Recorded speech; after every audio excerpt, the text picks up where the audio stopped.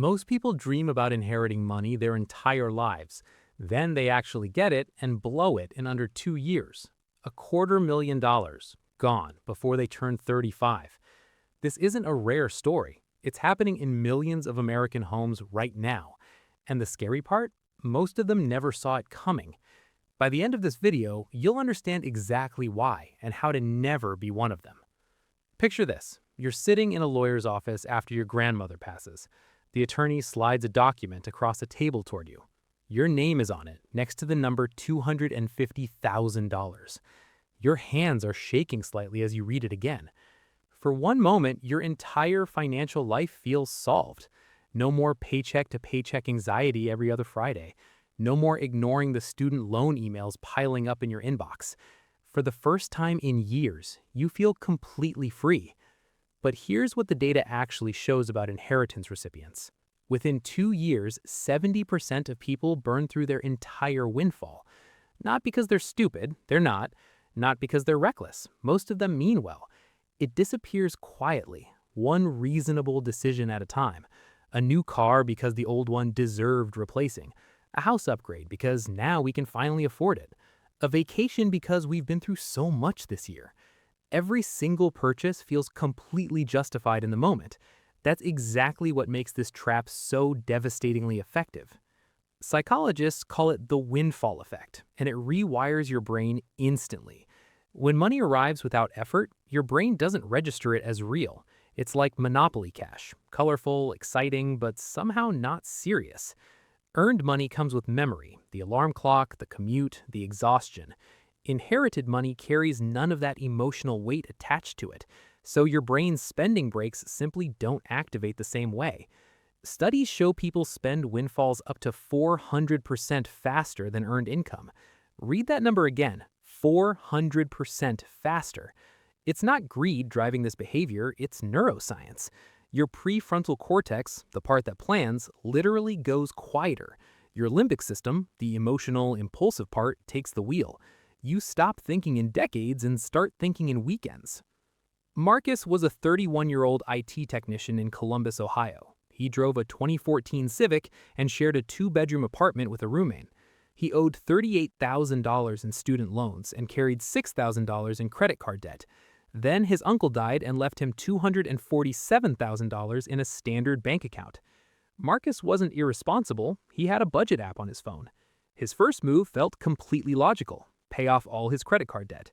His second move still felt reasonable. Buy a reliable 2024 Honda Accord. His third move felt like he'd earned it, a 2-week trip to Italy. He came home tanned, happy, and $40,000 lighter than when he left. Back home, his friends started treating him differently. More invitations, more dinners. Marcus started paying for tables at restaurants he'd never even heard of before. His Amazon orders went from $30 a week to $300 without him noticing. He moved into a 1-bedroom apartment that cost $800 more per month. 18 months later, Marcus had $11,000 left and genuine panic in his chest. Here's where most people get the story completely wrong. They assume Marcus lost the money on one giant catastrophic decision. But go back and look at his spending more carefully. No single purchase was outrageous or obviously stupid on its own. It was the invisible upgrade of his entire lifestyle that destroyed him. Economists call this consumption smoothing, spreading wealth across daily life. A $4 coffee becomes a $14 latte without a second of hesitation. Small upgrades compounding silently are more dangerous than one obvious mistake. Stay with me, because the next part is where it gets really interesting. We're about to uncover the psychological forces no financial advisor ever mentions. These are the invisible forces that drain inherited wealth faster than any bad investment. Understanding them is the difference between a changed life and a painful memory. Most people never learn this, but you're about to. The moment people around you know you have money, something shifts permanently. Suddenly, family members surface with business opportunities they've been sitting on. Old friends suggest trips, restaurants, and experiences slightly above your old comfort zone. You start saying yes because saying no feels cruel, even shameful. Psychologists call this social wealth contagion, and it spreads faster than any virus. Your identity starts to crack under the pressure of new expectations placed on you. You were a person who clipped grocery coupons and drove a used car.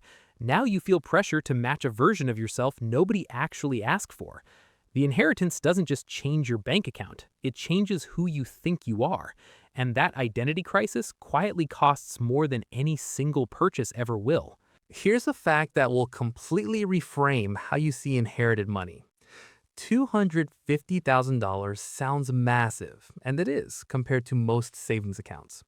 But run the numbers on a normal American life going forward. A modest home in a mid-tier US city costs around $380,000 right now. 10 years of car payments, insurance, and repairs easily runs $90,000 total.